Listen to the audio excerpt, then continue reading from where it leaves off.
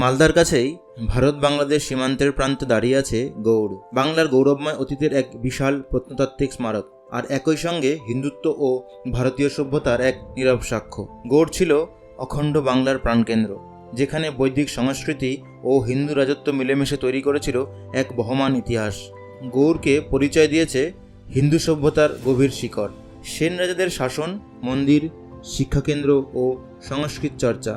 এই মাটিতেই গড়ে উঠেছিল বাংলার হিন্দু আত্মপরিচয়। পরবর্তী সময়ে শাসক বদলেছে, কিন্তু হিন্দুত্বের সাংস্কৃতিক ধারাবাহিকতা কখনো মুছে যায়নি। তাই ইতিহাসের পাতায় চোখ ফেরালে দেখা যায় মাটির গভীরে লুকিয়ে আছে সহস্র বছরের সনাতন ঐতিহ্য। গৌড় মনে করিয়ে দেয়, এই সভ্যতা শুধু ইট পাথরের নয়, এটি আত্মার উত্তরাধিকার। ধ্বংসস্তূপের পথে হাঁটলে মনে হয় এই মাটি সাক্ষী হয়ে আছে হিন্দু রাজাদের উত্থান পতন, সভ্যতার সংঘর্ষ আর সংস্কৃতির সংরক্ষণ। ধ্বংসস্তূপের পথে হাঁটলে মনে হয় এই মাটি সাক্ষী হয়ে আছে হিন্দু রাজাদের উত্থান পতন, সভ্যতার সংঘর্ষ আর সংস্কৃতির সংরক্ষণ। আজ ভারত ও বাংলাদেশের মাঝে সীমান্ত, কিন্তু ইতিহাসের সত্য অখণ্ড। বাংলার শিকড় সনাতন, গভীর ও চিরন্তন।